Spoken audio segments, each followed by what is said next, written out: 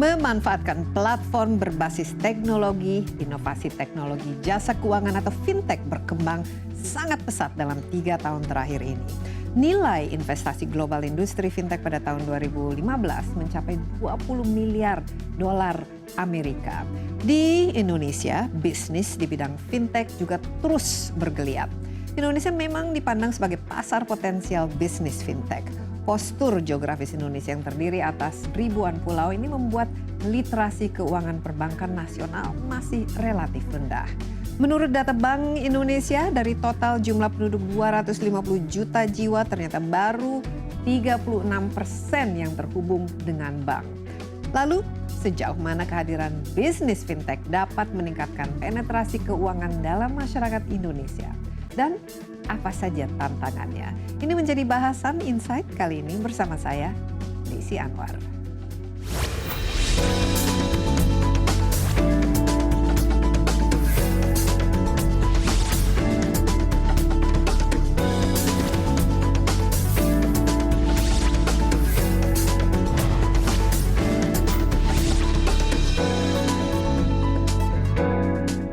Ya, pesatnya perkembangan teknologi membuat berbagai sektor, termasuk sektor bisnis, bertransformasi ke platform digital. Salah satunya adalah jasa keuangan yang juga masuk ke industri informasi teknologi dan lazim disebut sebagai fintech atau financial technology. Nah, bagaimana persisnya perkembangan fintech di Indonesia dan mencakup sektor apa saja? Saya berikan sedikit ulasannya. Financial technology, yaitu fintech adalah layanan keuangan atau perbankan yang dilakukan melalui platform yang berbasis teknologi.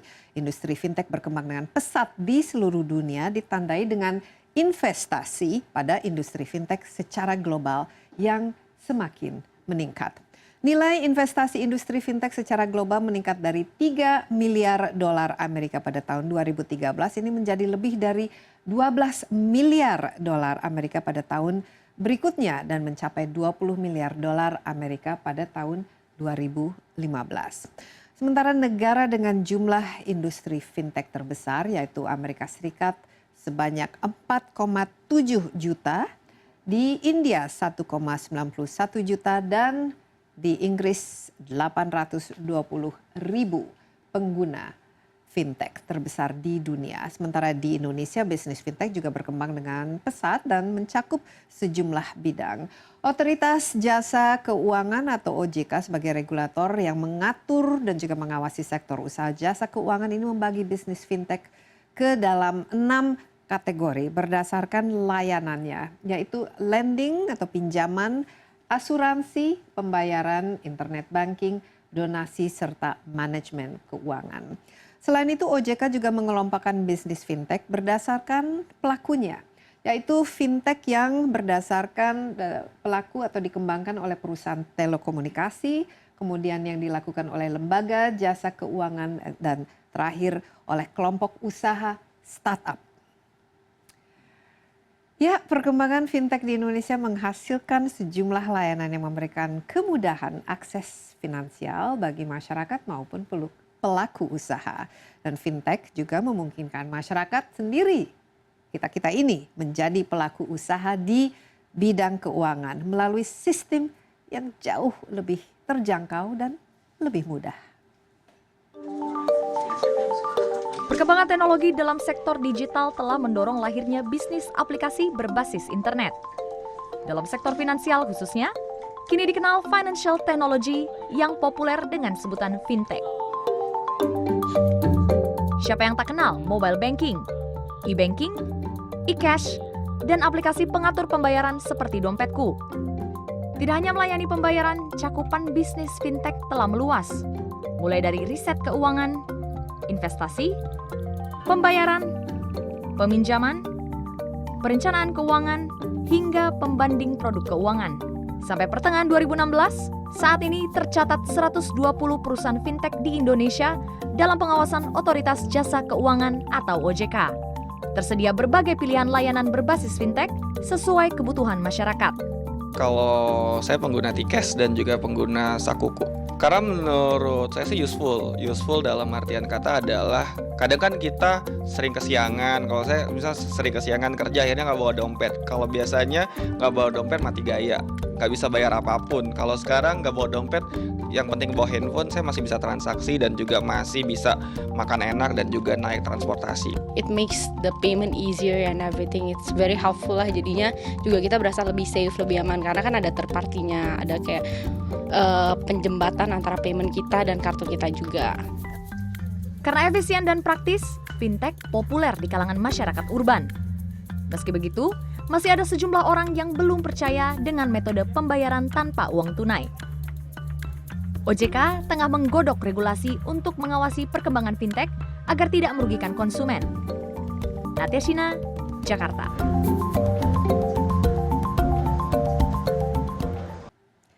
Setelah informasi berikut ini kita akan ulas lebih dalam mengenai perkembangan bisnis fintech di Indonesia. Saya akan hadirkan beberapa narasumber di studio. Tetaplah bersama Insight.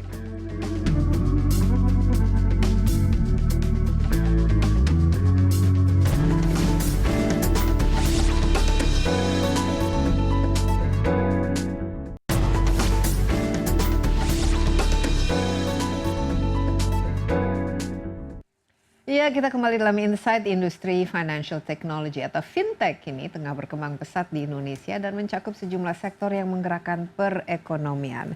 Nah, bisnis Fintech juga kian berkembang seiring dengan meningkatnya kebutuhan masyarakat terhadap jasa keuangan yang mudah, cepat, dan aman.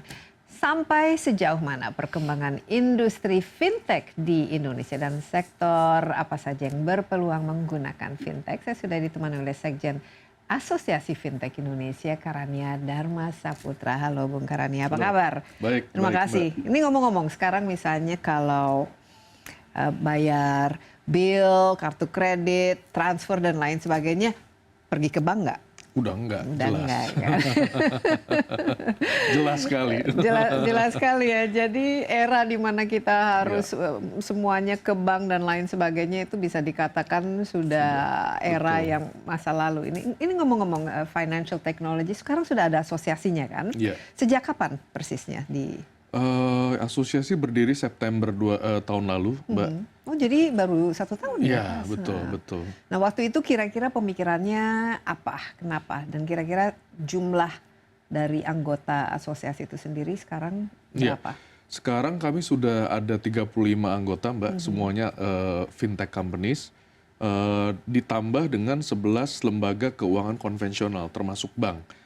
Karena sebagaimana kita tahu, fintech ini juga bukan cuma persoalan startups, tapi juga persoalan lembaga keuangan konvensional yang notabene ya lembaga-lembaga keuangan besar. Jadi di antara 11 ini bergabung misalnya BCA, BTPN, Mandiri kami juga lagi agreement, kemudian ada DBS dan lain sebagainya. Yang mau tidak mau kan harus menggunakan Betul. teknologi. Jadi internet banking, mobile banking itu kan juga merupakan kebutuhan ya itu Betul. sekarang.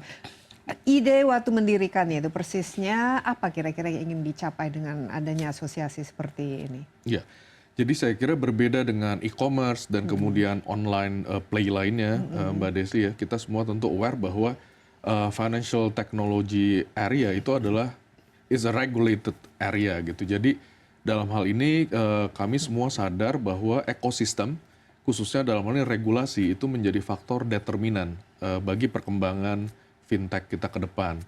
Apalagi kalau kita lihat datanya, memang Indonesia agak ketinggalan sedikit dibandingkan dengan negara-negara tetangga lainnya. Karena itu kita melihat harus ada collective action, baik dari industri maupun bersama dengan regulator untuk bagaimana kita melakukan akselerasi terhadap pembentukan ekosistem di Indonesia ini supaya bisa fit dengan perkembangan tuntutan fintech ke depan. Iya, dan di sini kan tuntutannya itu ada dari masyarakat itu sendiri, konsumennya sendiri, tapi juga dari berkembangnya kan teknologi itu sendiri. Betul. Nah, waktu awal-awal didirikan asosiasinya hanya berapa startup yang bergabung? Wah, asosiasi didirikan baru waktu itu oleh 6 startup Baru 6 company startup saja. ini. Iya. Ini rata-rata apa ininya yang startup itu fokusnya? Iya. Apa-apa saja, marketnya siapa, produk-produk yang diberikan itu apa-apa saja? Iya, jadi Pada dasarnya terdiri dari 3 bagian besar, Mbak. Jadi yang pertama mereka yang bergerak di bidang payment dan electronic money, Kayak e-money, e-wallet, gitu. e-wallet, mobile wallet, exactly. Lalu yang kedua adalah yang bergerak di bidang lending. Ini yang saya kira sedang naik daun. Dan yang ketiga adalah yang lain-lainnya, termasuk di capital market, financial aggregator, online insurance, dan lain sebagainya. Jadi intinya ada 3 kategori besar di fintech yang saya kira di Indonesia sebetulnya semua sudah ada startups-nya. Kira-kira untuk masyarakat Indonesia pada saat ini yang katanya walaupun kita pengguna sosmed Ya, betul. yang salah satu perkembangan itu terpesat, tapi dalam penggunaan fintech itu sendiri seberapa kalau kita sebut literasi kita dalam penggunaan fintech Ya, ini? memang ini persoalannya, Mbak. Dan saya kira that is the very reason why we need financial technology. Karena gini, sebetulnya persoalan di Indonesia ini kan bukan hanya literasi keuangan dalam hal penggunaan fintech, tetapi juga literasi keuangan secara basic. Secara keseluruhan. Betul. Ya. Jadi sebagaimana kita tahu bahwa literasi keuangan dan inklusi keuangan di Indonesia ini kan juga termasuk salah satu yang the lowest di the region gitu. Nah, Karena kita cash masih king sih di sini, iya, ya. Transaksi betul, itu betul. Dan masih. juga, Kalau nggak kelihatan uangnya di betul, tangan, nggak terasa. geografinya Ya. juga kan jadi bermasalah karena kalau kita lihat bank reach kita hanya 30% sekarang. Penetrasi teknologi dan Betul, perbankannya itu sendiri betul, masih timpang ya, betul, apalagi betul, antara daerah betul, perkotaan sama betul. daerah. Nah, tapi di sisi lain meskipun bank reach hanya 30%, internet penetration atau internet reach kita sudah 42%. Kalau dibandingkan lagi dengan mobile penetration atau mobile reach even 130% gitu. Iya, Jadi saya persis. kira ini memperlihatkan ada peluang yang sangat baik bagaimana kita menggunakan teknologi untuk meningkatkan literasi dan penetrasi keuangan kita. Nah ini menarik karena penetrasi mobile kita betul. itu lebih dari 100% Betul. ya. Bisa berikan sedikit gambaran kira-kira untuk bisa memperdalam ya literasi ini dan termasuk mempersebarluaskan produk-produknya dan services itu. Apa-apa saja yang kira-kira yang dibutuhkan di Indonesia saat ini? Sehingga mobile ini betul-betul bisa digunakan bukan hanya untuk ya chatting dan lain sebagainya, tapi memang untuk kita bekerja, melakukan transaksi. Betul. Saya ingin memberikan contoh menggunakan startup yang saya dirikan bersama teman-teman Bareksa. Kami bergerak di bidang pasar modal, Mbak, menawarkan untuk pertama ini inisiatifnya menawarkan reksadana secara online. Nah, traffic yang kami lihat sekarang, 70% dari total traffic kami itu datang dari mobile. Itu satu. Lalu kemudian yang kedua, kalau kita lihat sebelum ini, sebelum era financial technology, distribusi reksadana kita itu mainly dilakukan melalui jalur distribusi bank. Nah, apa yang terjadi setelah kami meluncurkan Bareksa ini, ternyata ada banyak demand, ya kan, yang datang dari daerah-daerah atau segmen-segmen yang punya keinginan untuk berinvestasi, tetapi jauh dari jangkauan perbankan. Mereka yang sebagai salah satu contoh, mereka tinggal yang 2 jam, 3 jam harus driving ke kota kecamatan gitu. Mereka tidak terjangkau oleh perbankan, tidak terjangkau oleh kantor manajemen investasi, tetapi mereka 24/7 connected dengan internet mobile. Nah, inilah saya kira itu luar biasa kalau begitu peluangnya. Karena kalau tidak kan selama ini kita sangat tergantung kepada broker, pada orang yang memang berprofesi seperti itulah. Betul. Tapi apa yang bisa dilakukan dengan nanti sistem mobile ini? Jadi orang bisa jual beli saham seperti kita selama ini misalnya menggunakan mobile transaction untuk jual beli. Betul. Dan yang paling di awal adalah bagaimana kita bisa melakukan edukasi. Saya kira itu yang paling penting karena the basic problem adalah orang nggak aware gitu dengan betapa betapa pentingnya misalnya kita berinvestasi, ya kan? Karena sekarang kalau kita lihat, kita bandingkan suku bunga dengan potensi return di reksadana itu jauh sekali. Kalau kita hanya menabung uang di bank, katakanlah uang kita 1 juta, setelah bulan ke-12 uang kita end up hilang 13,3%.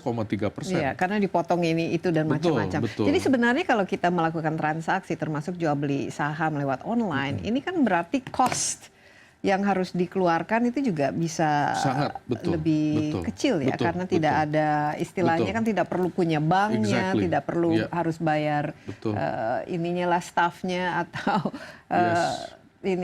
tenaga kerjanya lah Betul, istilahnya. betul. Nah, selain itu e-money, saya lihat kan kita sudah mulai misalnya kalau tol ada Iya. e-money dan lain Iya. sebagainya. Bagaimana ini peluang untuk memperluas penggunaan e-money atau e-wallet ini? Apakah ini populer di Indonesia atau orang masih merasa bahwa susah gitu untuk menggunakan? Kalau kita lihat, kalau kita mendefinisikan e-money dalam definisi yang luas gitu Mbak ya, kalau kita lihat electronic banking, kalau kita lihat di semua perbankan itu transaksi melalui teller itu turun, transaksi melalui ATM bahkan juga sudah mulai turun sedikit. Yang naik itu adalah transaksi melalui mobile banking, internet banking, dan pokoknya Itu electronic berapa transaction. persen kira-kira? Taruhlah dalam 1 tahun Iya, berdirinya asosiasi ini. Sudah Data berapa? terakhir yang saya lihat, misalnya di BCA Mandiri kenaikan bisa sampai 30%. 30% Iya, ya? iya. Gitu, jadi signifikan. Karena itu tadi keuntungannya adalah masyarakat kita sebetulnya sangat teknologi savvy sebetulnya. Cuma mungkin sekarang Cepat beradaptasi ya biasanya. iya, betul. Cuma sekarang kebanyakan masih digunakan untuk mengkonsumsi hiburan gitu, informasi saja. Nah, sebetulnya kalau habit ini bisa kita pindahkan seperti yang tadi Mbak Desi katakan ke tempat-tempat yang lebih produktif untuk keperluan investment, financials gitu. Saya kira potensinya besar sekali. Oke, selain itu tadi disebut ada lending ya. Ini bagaimana sebagai produk kita bisa meminjam atau memberikan pinjaman ya? Itu lewat mobile transaction atau apa Antara lain bentuknya? ya, including. Jadi saya kira sekarang semua yang teknologi based, saya kira the main device-nya memang harus mobile sih Mbak, dan memang ke arah situ memang arahnya. Setelah 1 tahun ini, tapi startup Anda sudah berapa lama 2 tahun lebih. 2 tahun ini kira-kira dari produk-produk yang ditawarkan yang mana yang paling menarik dan siapa-siapa customer-nya yang paling banyak menggunakan dan di mana? Ya, Kalau profilnya ya pengguna. Jadi segmennya memang saya kira segmen internet Mbak, ini juga yang menarik ya. Jadi segmen antara 21 sampai 35 in which yaitu reflecting our internet demography. Lalu yang kedua kalau dari area memang masih didominasi Jawa. Jawa sekitar Jakarta, Jawa itu sekitar 60%. Tetapi juga yang tidak kalah menariknya adalah 40% datang dari luar Jawa. Jadi ini juga sekali lagi memperlihatkan ada potensi yang besar bagaimana fintech itu bisa didorong untuk memperdalam inklusi keuangan kita gitu. Jadi usia-usia produktif tapi masih urban-centric ya. Kalau dari jumlah penggunanya sekarang dan dari segi startupnya itu sendiri, how do you make money? Bagaimana ini bisnis modelnya? Ya, jadi rata-rata di fintech termasuk Bareksa Mbak, kita memang selalu karakteristiknya adalah memang menyasar segmen-segmen yang justru selama ini tidak berada di luar sistem keuangan kita. Itu satu. Lalu kedua, biasanya kami bergerak di bidang micro, jadi micro investing, micro lending gitu. Jadi karena teknologi biasanya memberikan peluang untuk kita menyasar volume dalam jumlah yang Jadi yang dicari besar. itu volume ya. Betul. Baik, dan di situ harus ada subscription, harus menjadi anggota dan lain sebagainya. Termasuk KYC dan lain sebagainya. Basically kita juga mengikuti apa yang memang dipersyaratkan oleh regulasi di. Oke, kita istirahat sebentar Ya. Bung Karania, tapi kita lanjutkan setelah informasi berikut ini, pembahasan mengenai industri fintech dan apa saja yang menjadi tantangannya akan kita lanjutkan sesaat lagi.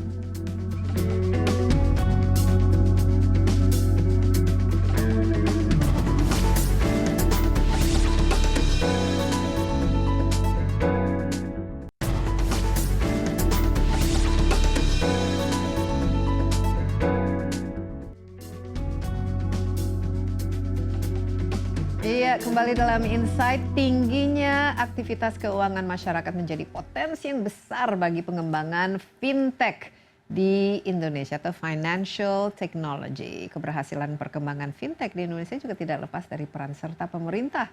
Tentu saja sebagai regulator. Nah, apa saja tantangan yang dihadapi pelaku usaha fintech di Indonesia dan sejauh mana dukungan pemerintah? Kita masih ditemani oleh Sekjen Asosiasi Fintech Indonesia Karania Dharma Saputra, dan ternyata produk-produk yang ditawarkan juga cukup variatif ya.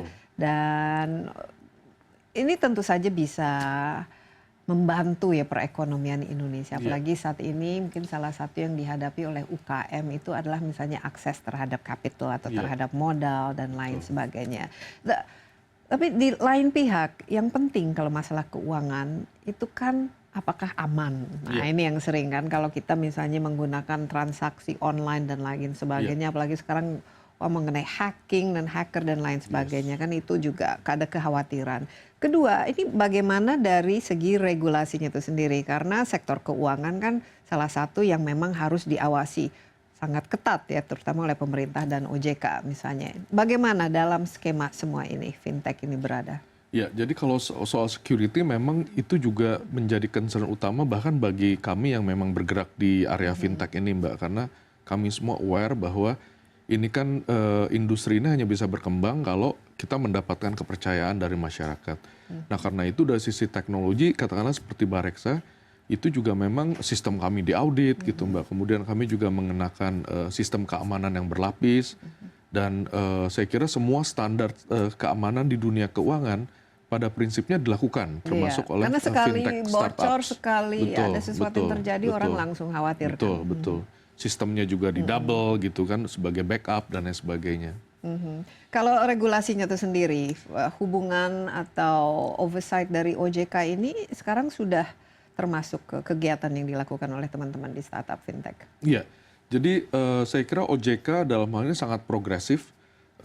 Waktu ketemu Pak Mulyaman, bahkan kata-kata beliau saya kutip meskipun mungkin tidak tepat, beliau bilang begini, ini mumpung Pak Presiden yang juga sangat mendukung fintech, saya juga masih menjadi ketua OJK, mari kita review semua peraturan yang ada di industri keuangan Indonesia ini, dan kalau jika ada yang memang perlu disesuaikan, mari kita sesuaikan. Nah, sebagai gitu. pelaku, kira-kira apa-apa saja yang masih harus diperbaiki dari segi Saya kira regulasi? ada beberapa, Mbak, ya, dan ini kan kami sekarang sedang berdiskusi intensif dengan OJK karena OJK akan segera mengeluarkan, sedang menyusun rancangan peraturan OJK soal financial technology di Indonesia.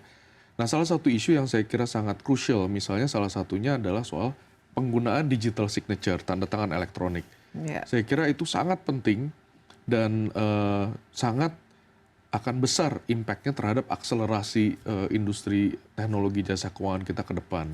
Itu satu. Lalu kemudian kedua yang juga menjadi concern adalah soal lending ini, kalau seperti Bareksa yang di pasar modal itu relatif sudah peraturannya sudah cukup Iya, memadai. dan lumayan ketat kan Betul. mereka melakukan. Nah, tetapi yang lending pengawasan. ini masih ada di area yang masih direview sama-sama gitu, Mbak. Ini yang juga saya kira banyak ditunggu-tunggu oleh investor baik dari dalam maupun dari luar negeri. Nah, kalau ekspansi ya ke depan ini kan startup kan pasti punya target-target tertentu ya. Khususnya bagi perusahaan startup fintech itu biasanya ya selain volume ya, itu ada target tertentu yang harus di-achieve dan dalam jangka waktu berapa lama. Karena ini kan pasti ada investornya juga Iya, di balik iya, ini yang betul, ingin betul. melihat bagaimana ini prospek Betul. dari bisnis fintech ini. Betul. Untung rugi kira-kira dalam waktu berapa lama? Betul. Kalau boleh mungkin saya kira projection yang paling solid adalah projection yang pernah dilakukan oleh Deloitte, Mbak. Jadi Deloitte, kita semua sadar di fintech ini, saya dan teman-teman, bahwa ini memang kita harus punya visi yang jangka panjang. Karena memang itu tadi, masyarakatnya juga masih kurang illiterate financially. Kemudian kedua, fintech ini masih relatif baru gitu. Tetapi kita melihat ada peluang besar karena itu tadi, OJK sedang mengakselerasi pembentukan regulasinya, membentuk ekosistemnya. Lalu kedua, kalau balik ke Deloitte tadi, Deloitte baru keluar satu survei, mereka melakukan mapping terhadap industri apa saja di dunia ini yang akan terkena impact dari teknologi berbasis internet. Nah, salah satu yang dilamarkan oleh mereka di Indonesia ya khususnya, itu dalam waktu 2 tahun ke depan yang akan mengalami Big Bang, itu adalah industri keuangan gitu. Jadi saya kira itu yang coba diantisipasi oleh industri dan pemerintah, Mbak. Jangan sampai 2 tahun nanti kita nggak siap gitu. Iya, dan kalau dari segi seberapa cepat ya peningkatan misalnya jumlah penggunanya, itu berapa persen setiap tahun idealnya untuk mengatakan bahwa wah ini merupakan suatu upaya yang sukses gitu. Betul. Kalau misalnya dalam kasus saya dan teman-teman, saya kira kita growing constantly, Mbak. Dan kita melihat akselerasi-akselerasi yang tentu bervariasi ya antara satu bidang dengan bidang yang lain. Tetapi saya kira kurang lebih kita melihat pola yang sama sebagaimana yang sudah kita lihat di industri e-commerce gitu.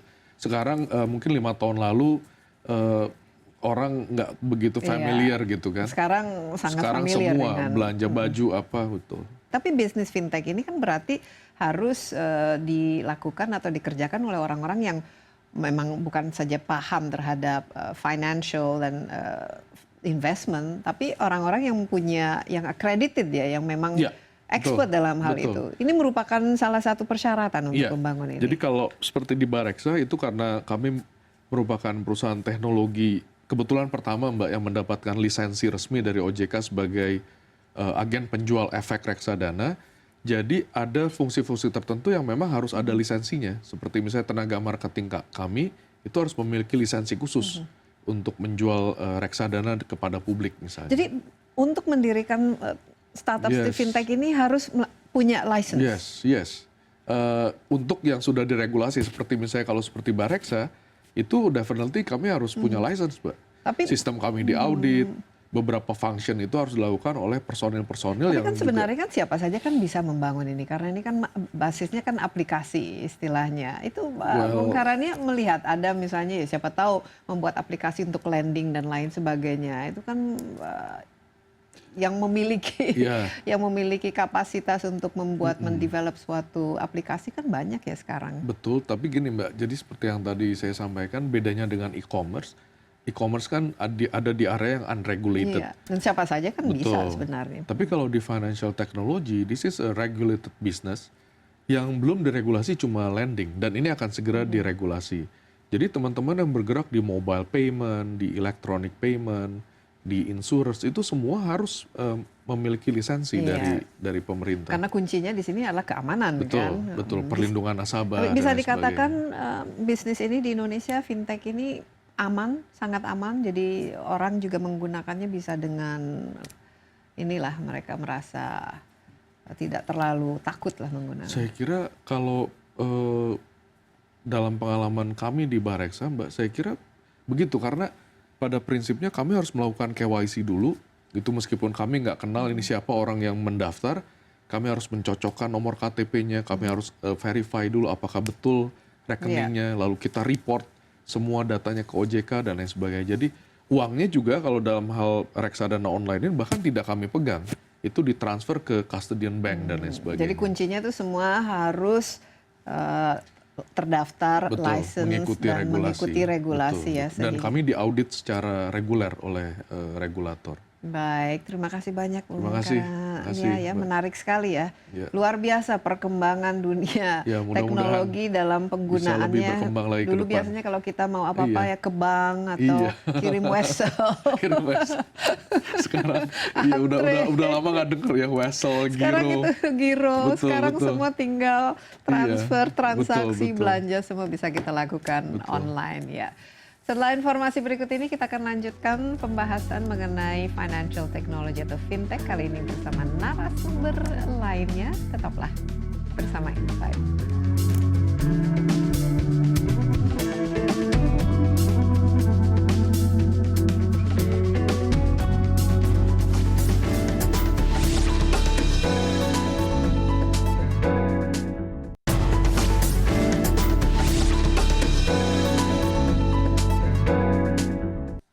Ya, perkembangan fintech tidak lepas dari dukungan Bank Indonesia sebagai otoritas sistem pembayaran di Indonesia. Nah, bagaimana regulasi dalam mengembangkan transaksi keuangan berbasis teknologi ini serta bagaimana mengelola berbagai resikonya. Untuk membahasnya, kita telah bersama dengan pelaksana tugas Kepala Kantor Fintech Bank Indonesia, Iwan Junanto. Halo Pak Iwan, apa kabar? Halo, apa kabar? Sekarang kita semua selalu bicara mengenai fintech ya, financial betul. technology. Betul. Tapi sebenarnya sudah beberapa tahun ini, apalagi kita dengan menggunakan smartphone, Betul.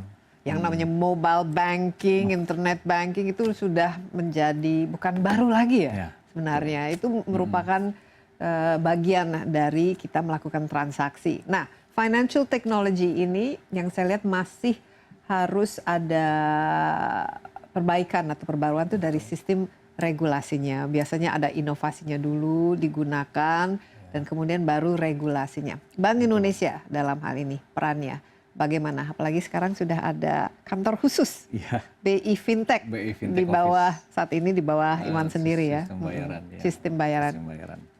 Ya, memang fintech ini hip banget lagi happening ya. Tapi sebenarnya istilah fintech sendiri, finansial dan teknologi dari dulu sudah ada, cuma lebih banyak di driver oleh perbankan atau industri-industri yang ada pada saat itu, teknologi. Sekarang ini suka dengan internet dan gadget, jadi sudah mulai berkembang ke arah penggunaan-penggunaan yang network. Iya, P2P ya, kadang-kadang P2P, person to person gitu. Person to person. Jadi sekarang kita kirim uang bisa langsung melalui gawai gitu kan, Iya. sangat mudah sekali. Jadi memang karena perkembangannya booming dengan secara cepat sekali, bahkan sampai 2015 itu eksponensial tumbuhnya. Sekarang sudah di Indonesia sudah sekitar 15 miliar yang e-commerce-nya, transaksinya itu menunjukkan bahwa memang booming sekali. Nah, ya memang yang perlu kita lihat di sini adalah bagaimana pengawasan tentunya. Iya, apalagi sekarang kan banyak sekali yang misalnya hacking atau penipuan dan lain sebagainya. Ini kan harus ada semacam supervisinya dan Ya, monitoringnya ya. Ya, ya kita lihat sebenarnya fintech ini kan wilayahnya luas. Sekarang kita harus terus fintech itu sendiri apa sih sebenarnya dunia fintech itu kan? Fintech pertama kita bagi dulu fintech ini ke dalam wilayah-wilayah. Ada 4 wilayah besar kan. Pertama wilayah yang sifatnya deposit lending kayak P2P tadi. Nah itu mengumpulkan dana kemudian lending kepada daerah-daerah tertentu. Nah ini wilayahnya OJK tentu mengamati di wilayah sini karena sifatnya seperti mengumpulkan dana. Ada lagi market provisioning yang informasi-informasi kalau kita mau belanja atau beli apa, lihat harga atau ada seperti itu, hanya lihat harganya. Terus kemudian ada risk dan investment management, itu biasanya melihat kepada risiko atau kita mau kayak konsultan keuangan gitu, tapi sifatnya sudah pakai gadget, saya mau beli saham apa, saya mau beli apa. Bisa kita lakukan sendiri Bisa ya, kita tanpa lakukan harus sendiri. menggunakan fund manager ya. Yang keempat adalah di payment, settlement, and clearing. Ini fintech yang kaitan hubungannya dengan pembayaran. Dan dari 4 wilayah itu, sebagian besar 56% pemain fintech itu bergeraknya di bidang payment system ini. Nah, disinilah kita perlu melakukan regulasi. Nah, Bank Indonesia kemarin mengeluarkan peraturan mengenai pemrosesan transaksi pembayaran. Itu salah satunya bagaimana fintech itu diberi ruang di situ, perizinannya seperti apa, tapi tidak langsung diberikan untuk mematikan inovasi. Kan sekarang kan Presiden juga sedang mendorong kan, pemerintah sedang mendorong ekonomi digital ini. Nah, ekonomi digital kan berawalnya dari startup nih. Jangan sampai mereka baru mau bangkit, sudah kita regulasi gitu Iya, kan. dan langsung semangat Sudah inovasinya langsung ciut, apalagi nanti urusan bayar pajak dan lain-lain. Nah, tanggal 14 November lalu kan BI punya kantor fintech ini sendiri. Apa persisnya yang menjadi tugas ya dari kantor ini dan apa yang membedakannya dengan OJK khususnya dalam untuk monitoring, supervisi dan membuat regulasinya. Walaupun tadi kan Pak Iwan sudah mengatakan lebih ke untuk yang transaksi ya yang di bawah BI. Ya, BI Fintech ini dibangun karena kebanyakan sekarang dengan tumbuhnya teknologi ini begitu cepat tumbuhnya dan macam-macam sekarang kan gerakannya bikin ini, bikin itu. Kebanyakan regulasi biasanya suka kaget dan tergagap-gagap gitu kan. Jadi hampir di seluruh negara biasanya regulasi itu melihat perkembangan fintech ini masih mencoba melihat dulu, mencoba jangan langsung diatur secara ketat gitu misalkan. Jadi tujuan BI Fintech Office ini salah satunya adalah nurturing the innovation. Jadi kita mencoba membuka ruang kepada para startup, anak-anak muda yang punya inovasi. Gak usah takut ketemu regulator gitu loh. Come, itu silakan datang ke kita bicara bisnis modelnya seperti apa, terus nanti kita bisa kasihkan, berikan semacam konsultasi, atau oke, ini kamu masuk ke rezim licensing. Kalau seperti ini licensing, kan licensing kalau di PBI, Peraturan Bank Indonesia yang PTP itu, kayak semisal dompet elektronik gitu kan, itu ada threshold 300.000 pengguna aktif misalkan, itu harus izin. Tapi kalau dia masih baru mulai gitu loh Mbak Desi, kan baru mulai, baru 100 orang segala macam, kalau udah di license ya repot segala macam. Jadi 300.000 pengguna aktif, ini sudah berlaku? Ini sudah berlaku, apabila dia sudah punya dompet elektronik 300.000 aktif, harus izin. Jadi harus mendapatkan licensing itu. Nah, apalagi yang kira-kira menjadi persyaratan untuk... Ya kalau belum, nah ini masih banyak sekali wilayah-wilayah fintech yang masih belum diatur secara ketat. Artinya kita kedatang ke BI Fintech Office ini untuk melakukan diskusi seperti itu tadi. Nah, nanti akan dibuat semacam kita sedang meluncurkan namanya regulatory sandbox. Regulatory Sandbox itu adalah sebuah sandbox laboratorium innovation buat anak-anak muda atau startup atau bank juga atau bisa kita lihat untuk masuk ke dalam di dalam sandbox itu kemudian berinovasi di situ. Jadi persis kayak sandbox di taman kanak-kanak ya, Seperti mereka itu. bisa datang berkumpul dan berkreasi bareng-bareng ya. Bisa, jadi berkreasi, boleh Jadi main di sini situ, yang boleh BI lari. Fintech ini menjadi semacam fasilitator dari Kita pada fasilitator, startup ya. ini. Sekarang sudah ada berapa kira-kira yang dikumpulkan sandbox. dan bermain di sandbox ini melakukan inovasi? Ini karena kantornya baru sebulan, jadi kita masih dalam tahap merancang proses pembuatan sandboxnya. Jadi kita rencanakan nanti mungkin di pertengahan tahun depan itu kita sudah bisa luncurkan. Yang sedang kita buat sekarang adalah kriteria-kriterianya. Apa-apa saja contoh kriterianya? Siapa yang bisa supaya masuk? Pertama misalkan harus inovatif dan belum masuk ke wilayah perizinan gitu kan. Jangan sampai dia sudah harusnya izin tapi supaya izin masuk ke sandbox gitu kan.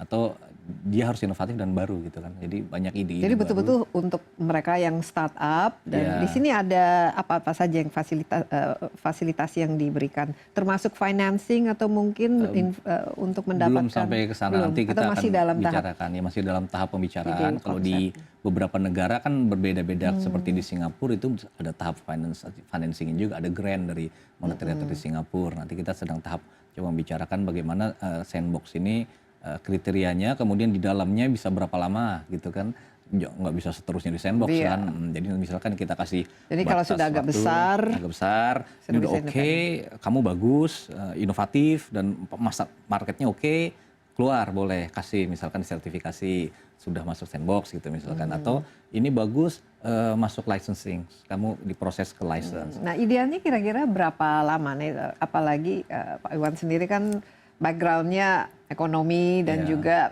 BI Fintech ini sendiri merupakan kantor startup ya. Berapa lama kira-kira diperlukan? Bulanan atau bisa? Kita hitungnya bulanan, mungkin nggak terlalu lama juga karena itu sudah jalan kan, harus yang sudah jalan dan dia sudah beroperasi secara real di dunia nyata. Kita sudah punya konsumen, sudah punya pedagangnya, misalkan udah punya. Hanya tinggal mencari bagaimana untuk scaling up lebih besar lagi. Scaling up dan dilihat dia jalannya seperti apa gitu. Karena kebanyakan misalkan ada 100 ya, bukan ini biasanya ada 100 tuh 50 jalan terus, selebihnya nggak maju, selebihnya mati sendiri gitu kan. Jadi harus kita lihat dulu dia berkembangnya seperti apa. Oke, jadi BI Fintech ini nanti akan membuat semacam sandbox, di situ nanti startup-startup yang masih tahapnya perlu disirami, diberi pupuk, sehingga nanti mereka sudah lebih besar, baru bisa dilepas ya. Menarik sekali, jadi inovasi memang merupakan tulang punggung ya dari financial technology ini. Kita lanjutkan Pak Iwan setelah yang berikut ini, kita akan lanjutkan nih kembali pembahasan mengenai financial technology atau fintech. Tetaplah bersama Insight.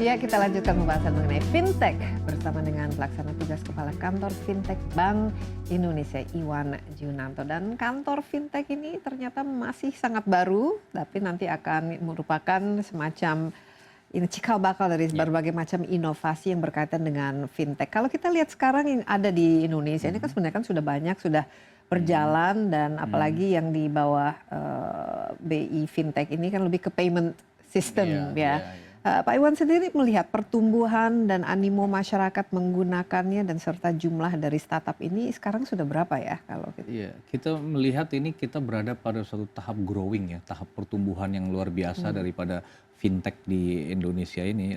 Kita lihat pertumbuhan transaksinya pun meningkat secara pesat dari sebelum 2012 itu di bawah 1 miliar, sekarang diperkirakan sudah lebih sekitar 30 miliar gitu kan. Artinya transaksinya kan sudah begitu besar. Jadi jumlahnya sendiri, data yang kami miliki dan data dari asosiasi juga, itu sekarang sekitar 142 fintech ya. Artinya sudah mulai banyak yang bergerak di bidang fintech itu. Iya, dan ini mau tidak mau akhirnya kan harus ada regulasinya dan juga diawasi, apalagi untuk para konsumen juga ada semacam perlindungan ya. Ini bagaimana Pak Iwan? Apa yang kita bisa tingkatkan lah? Ya, untuk tentunya melindungi perlindungan, para konsumen? tentunya kita dalam peraturan Bank Indonesia yang paling penting pertama adalah menjaga agar fintech ini tumbuh secara baik ya, tumbuh secara bermanfaat.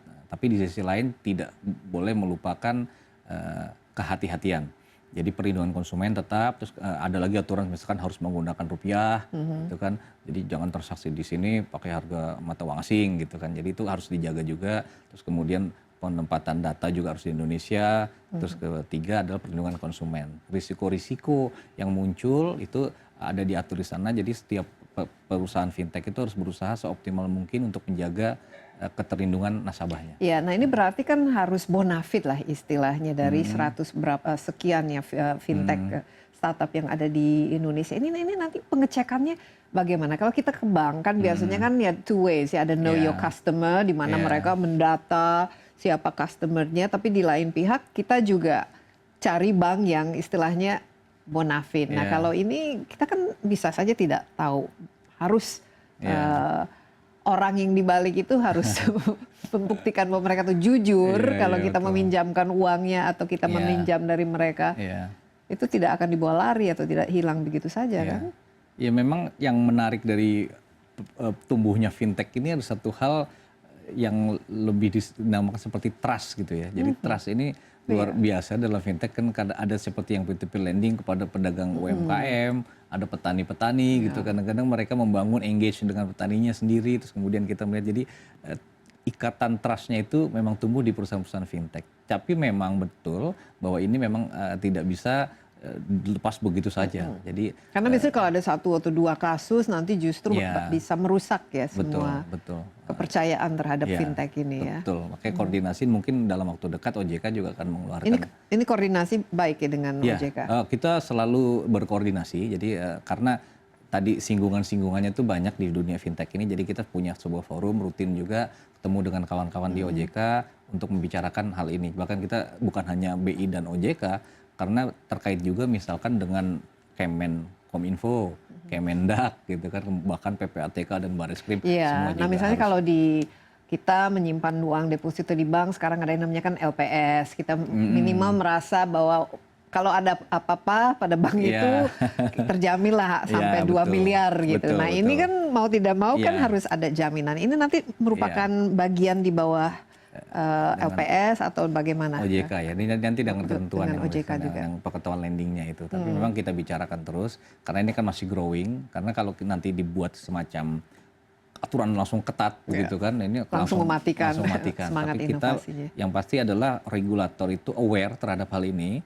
kemudian kita monitor secara ketat. Ini yang paling penting. Makanya kalau ada sandbox itu nanti kita bisa pantau, kita lihat, monitor dan diskusi terus. Oh ini sudah bahaya. Oh ini udah terlalu kesini gitu misalkan. Jadi seperti itu ya. Iya, dan dibangun perusahaan-perusahaan yang memang betul-betul bonafit dan karena salah satu yang memang kita butuhkan di Indonesia ini akses terhadap modal ya. Dan ini sulit kalau misalnya lewat bank yang mereka persyaratannya banyak dan lain sebagainya. Dengan gadget kita bisa jauh lebih mudah. Tapi berarti harus ada perubahan dalam peran bank konvensional itu sendiri. Pak Iwan, bagaimana melihatnya masa depan bank konvensional? Apakah mereka harus ikut menjadi financial technology based juga atau ada peran-peran yang mereka harus tinggalkan? Ya betul, ini memang fintech ini tumbuh berkembang, bahkan beberapa pengawat menyebutnya sebagai disruption gitu kan, seperti kreatif disruption. Nggak perlu teller lagi. Orang tiba-tiba mengambil bisnis bank di preteli gitu kan, unbundling bisnisnya. Jadi tiba-tiba P2P lending yang tadinya lending dulu susah banget, sekarang tiba-tiba langsung dengan fintech bisa, terus payment harus muter-muter gitu misalkan, syaratnya sekarang bisa dengan fintech. Artinya bank itu sendiri pada akhirnya bisnisnya seperti terdisrupt. Tapi sebenarnya saya tidak melihat, kami di Bank Indonesia juga kita melihat ini dengan perbankan, sering bertemu dengan perbankan juga, ini bukan seperti disruptif, ini ada sebuah kesempatan atau sebuah opportunity bagi bank untuk getting digitalized gitu loh, untuk semakin bergerak ke digital karena dunia sudah digital. Dan kita lihat sekarang perbankan sudah mulai inovatif dengan produk-produk digitalnya, bahkan beberapa sudah menggait para fintech player ini menjadi mau tidak mau tidak boleh kalah, tapi jadi semakin kompetitif. Dan kolaboratif terutama. Nah, bagaimana nanti penetapan misalnya suku bunga kalau pinjaman atau lending atau borrowing itu nanti diatur juga. Misalnya kan karena kita sekarang bisa meminjam atau bisa memberikan pinjaman lewat fintech ini. Ya, kalau- Ini itu harus ada ikut aturannya atau bisa kita menetap saya ingin meminjamkan pada Iwan ya oke suku bunganya 10% ya. Gitu. Itu bagaimana ke depan? Kalau suku bunga kan kita masih kepada pasar ya, market ya. Jadi gimana perkembangan di marketnya. Tidak ikut suku bunga ini ditetapkan oleh BI ya. BI memiliki suku bunga dasar kredit itu nanti sebagai acuan, jadi bisa melihat ke arah sana. Tapi untuk perkembangan fintechnya sendiri atau bagaimana di pasar tentu diserahkan kepada pasar untuk mencari yang paling efisien dalam perkembangan itu. Iya, nanti kompetisinya justru semakin Iya. bagus, malah suku bunga bisa Iya. lebih ditekan Betul, lagi. betul. Ke depan, apa kira-kira dari ini kan ada beberapa bisa meminjam, bisa kita juga sebagai pribadi bisa meminjamkan atau kalau perlu bisa meminjam. Ini berarti semua orang yang yang memiliki dana itu bisa menjadi bagian dari penggerak ekonomi di Indonesia ya. Betul, betul. Sekarang ini kita kan melihat bagaimana kondisi Indonesia ini baru 36% penduduknya yang bank. Jadi yang berhubungan dengan bank, yang terkait dengan financial institution. Sementara sebagian besarnya itu nggak ngerti sekali bagaimana berhubungan dengan bank. Kadang masuk ke Ribet kantor dan bank juga, untuk cepat sepatu gitu ya. Iya. Saking terlalu ribet, akhirnya mereka jadi tidak berkembang. Nah, dengan adanya perkembangan fintech ini bisa memperluas potensi dan peluang bagi mereka untuk tumbuh gitu kan.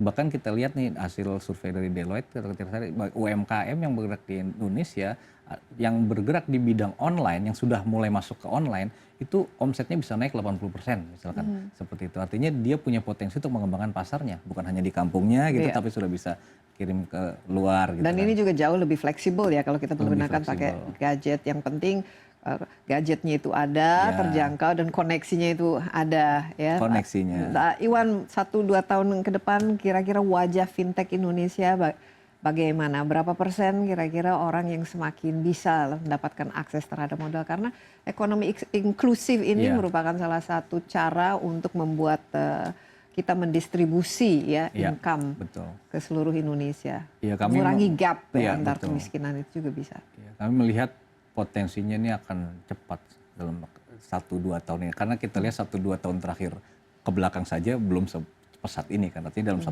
tahun ke depan kalau pertumbuhannya eksponensial ini akan cepat sekali, potensinya ada.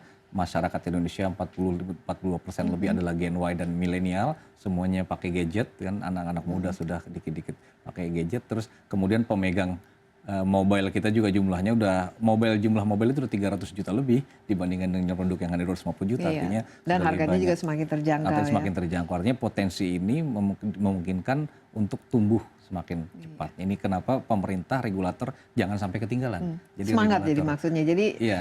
biasanya kan kalau pemerintah mereka maunya regulasi-regulasi justru membuat para pengusaha atau yang ingin melakukan sesuatu, aduh belum apa-apa sudah Betul. peraturannya, Iya, betul. pajaknya bagaimana. Tapi ini ke depan Betul. tidak akan demikian Ini ke khusus depan untuk tidak fintech gitu. ya. Khusus untuk fintech, regulator memberi ruang bagi tumbuhnya inovasi, tapi tetap dimonitor. Karena regulator selalu berhati-hati. Paling penting adalah bagaimana perlindungan konsumen dan bagaimana kehati-hatian tadi dijaga. Itu yang paling penting. Tapi inovasinya jangan sampai dimatikan. Oke. Itu. Inovasi yang ingin dilihat Iwan sebagai yang memiliki sandbox.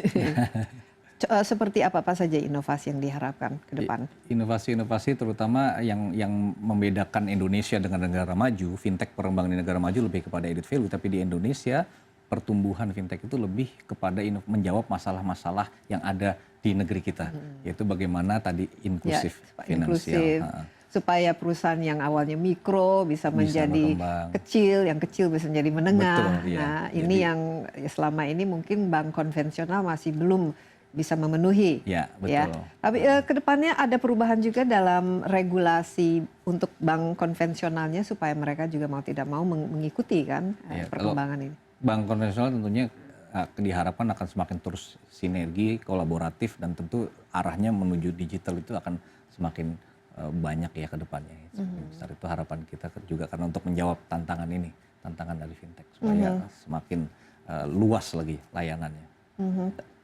Teman-teman dari startup itu sendiri, Anda melihat backgroundnya rata-rata apa? Apakah mereka punya pemahaman perbankan atau anak-anak muda lulusan ekonomi, bisnis? Macam-macam sih, tapi rata-rata memang mereka adalah generasi muda, Gen Y, milenial yang sangat kreatif, banyak lulusan luar negeri dan punya ide-ide yang sangat luar biasa yang kadang-kadang untuk beberapa orang yang sudah Gen X ke atas tuh agak terkaget-kaget gitu. Tapi sebenarnya itu sangat inovatif dan solutif untuk beberapa masalah di Indonesia. Tinggal bagaimana kita mengamatinya. Kita lihat nanti bagaimana ya BI punya fintech ini, seberapa startup yang dibesarkan dan kita juga harapkan akan sukses karena ini bisa sangat membantu membuat perekonomian Indonesia juga jauh lebih kuat ya.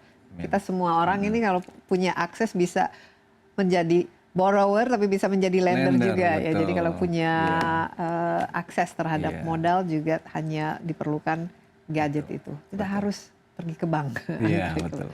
Sekali lagi terima kasih dan memang perkembangan teknologi turut mendorong majunya sektor keuangan melalui munculnya fintech atau layanan keuangan berbasis teknologi. Selain memberikan sejumlah kemudahan, fintech juga diharapkan bisa berperan dalam mengembangkan perekonomian Indonesia melalui berbagai produk dan layanan yang dikembangkan oleh pelaku usaha. Tentu saja dukungan pemerintah ini sangat dibutuhkan ya untuk terus mendorong inovasi dan juga mengelola risiko yang dapat merugikan. Dan di balik berbagai kemudahan yang diberikan, faktor keamanan ini merupakan kunci ya untuk mewujudkan inklusif keuangan yang mudah, cepat, dan aman. Ya, demikian Insight kali ini. Saksikan kembali Insight besok bersama saya Desi Anwar. Sampai jumpa dan bye-bye.